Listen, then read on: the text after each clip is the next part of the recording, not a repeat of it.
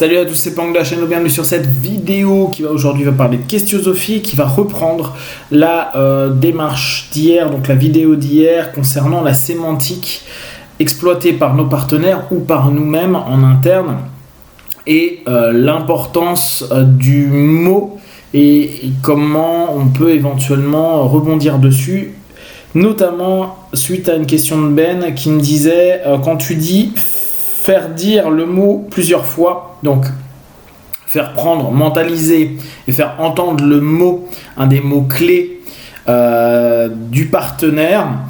Tu pourrais donner un exemple de comment créer ce déclic pour que le partenaire perçoive l'intensité. Donc ça, on va en parler. D'après ce que je comprends, tu cherches à créer un point de rupture à force de faire répéter ce mot trigger. On va reprendre aussi ça. Comment tu accompagnes, tu demandes au partenaire de revivre une situation ou plutôt de dissocier ou tu recadres au fur et à mesure. Donc, je reprends la première notion. Quand je dis de faire dire le mot plusieurs fois, l'idée c'est que dans le principe questiosophique, un des premiers modèles de question, c'est de faire définir à notre partenaire ces mots. De prendre conscience de ce qu'il met derrière ces mots. Comme je vous disais hier, il y a des mots tiroirs, il y a des mots fourre-tout, où on les utilise constamment pendant notre accompagnement ou vis-à-vis de nous-mêmes, et où on n'a jamais pris réellement le temps de définir dans la situation problématique comment ce mot réagit. Un même mot peut avoir différents sens. La peur ne peut pas prendre la même tournure, que ce soit la peur pour soi ou pour les autres, que ce soit la peur dans une situation par exemple comme un roller coaster ou quand on est face à un vrai danger, ou en tout cas ce qu'on estime comme étant un vrai danger, danger étant à définir à ce moment-là. La notion donc du mot aura un impact complètement différent en fonction des situations. Et si je parle de peur de façon générale, il y a des gens qui vont dire moi je gère ma peur. Je dis pas que je n'ai pas peur, mais je gère ma peur. Par contre, si tu lui dis oui, mais dans telle situation, là il va dire ah non, là j'ai réellement peur. Donc il a beau gérer, à ce moment-là, c'est plus du tout le même sens qu'il met derrière peur, parce qu'il y a mis un ensemble de patterns et de cheminements internes qui, à ce moment-là, précisent un contexte qui le met mal. Or, le partenaire, quand il vient chez nous, c'est justement avec ces contextes plus ou moins précis, et surtout, s'il n'est pas précis, c'est à nous de le faire préciser. La notion généraliste, et là on revient sur les métamodèles, la généralisation d'un mot n'est pas quelque chose qui va être bon pour l'accompagnement. Donc, quand je fais dire plusieurs fois un mot partenaire, c'est un mot qui va sortir souvent dans la réponse à des questions ou dans une fréquence de répétition que lui-même va proposer pendant l'instant, le moment de la thérapie. Exemple tout bête, quelqu'un qui commence sa session en disant bon, aujourd'hui blablabla, je peux m'arrêter simplement sur le bon. Ça paraît rien, c'est un modèle de langage et une distorsion de notre langage. Néanmoins, à partir du moment où on est dans le cadre de l'accompagnement, le bon peut avoir un sens extrêmement intéressant. Bon par rapport à quoi? Bon par rapport au mauvais? Mauvais par rapport à quoi? Pourquoi le bon en début de phrase? Et bien sûr que les gens n'ont pas forcément la conscience de ça. Mais je vais pouvoir rebondir par exemple sur ce mot-là. Et le faire définir. Pourquoi bon? Pourquoi au début? Pourquoi c'est la première chose que tu me dis c'est bon? Est-ce que c'est bon par rapport à la session? Bon par rapport à ton état interne? Bon par rapport à la dernière session? Bon par rapport à ce que tu intègres? Bon par rapport à quoi? Où, quand, comment, etc. Donc, la recherche que je vais avoir dans la sémantique de mon partenaire va être de capter les mots qu'il peut très bien répéter ou les mots qui vont avoir une intensité. Alors, c'est là où il y a l'écoute qui doit être très active, parce que ça peut être l'intensité derrière. On va voir en ratification une sensation, une émotion, quelque chose qui traverse le visage. Ou inversement, le mot qui va être mangé, qui va être limite omis, qui va être commencé mais jamais fini. Ce mot qui n'apparaît jamais ou va au niveau auditif diminué. Ce mot-là va avoir de l'importance. L'idée aussi, c'est quand nous, on se retrouve dans la phase soit suggestion, soit enseignement. Donc là, je parle vraiment nous en tant que praticiens. Dans la phase d'enseignement, en reprenant ce qui a été dit par le partenaire, on peut expliquer quelque chose.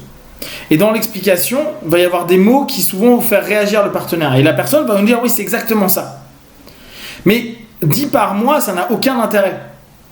Donc je vais faire répéter ce qui a fait vibrer, ce qui a choqué, ce qui a touché mon partenaire. Et là, je vais lui faire répéter. Pour simplement lui demander, ok, mais tu ressens quoi quand tu es en train de le dire ? Il y en a, ils vont dire, ah, ça me met mal à l'aise, je le refuse, je ne l'accepte pas, ça me stresse, ça m'agace, ça m'oppresse, ça me fait vivre des choses qui ne sont pas forcément positives pour moi.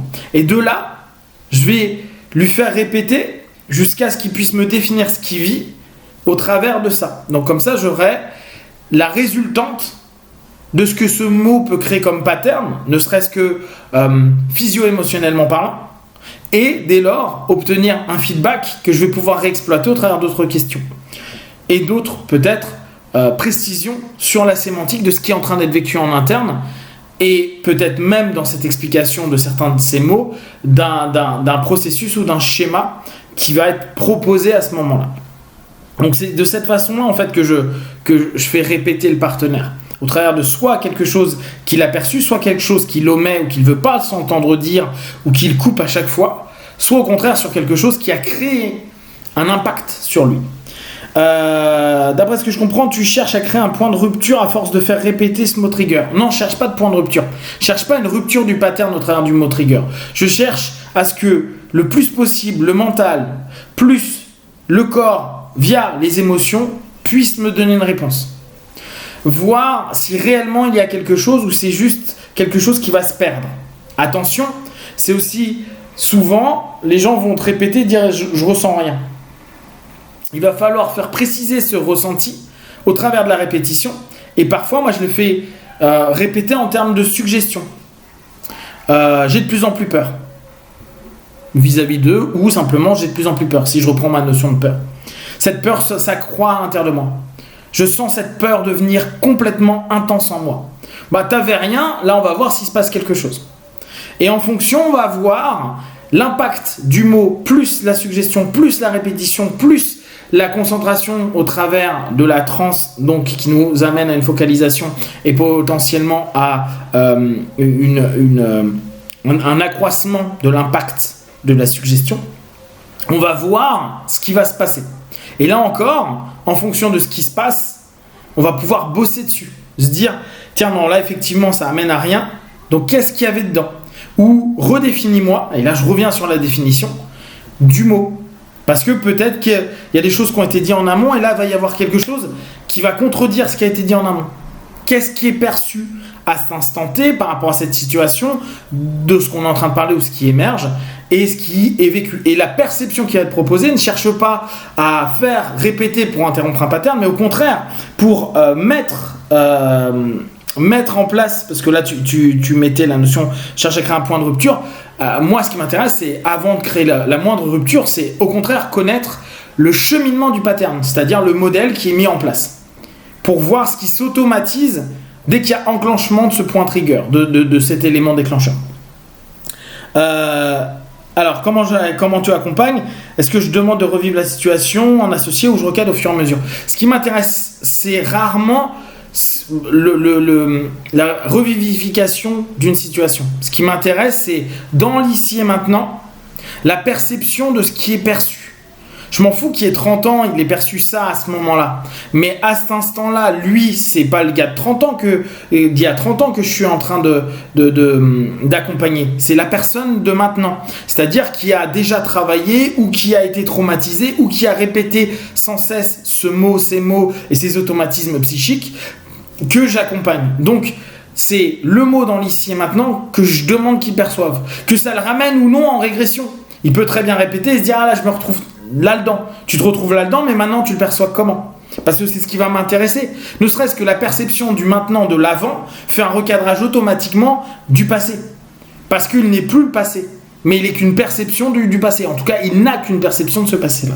Donc, l'idée va toujours être sur le questionnement qui va entraîner mon partenaire vers davantage de retour vers lui-même et de réduire le champ de possibilités des mots en précisant ce que ça crée d'un point de vue psycho-émotionnel et dès lors permettre de recadrer éventuellement au fur et à mesure la perception ou lui-même de s'auto-recadrer par la répétition et la perception de ce que ça fait en lui au travers de l'impact potentiel et peut-être comme on dit en PNL, l'apaisement de l'ancrage et donc la diminution du trigger. Si vous avez des questions, des remarques, vous partagez sur Facebook, YouTube, j'y répondrai le plus rapidement possible et comme d'habitude de tout ce que je propose, ne prenez que ce qui est bon juste pour vous, testez, observez, analysez et concluez. Big one, ciao.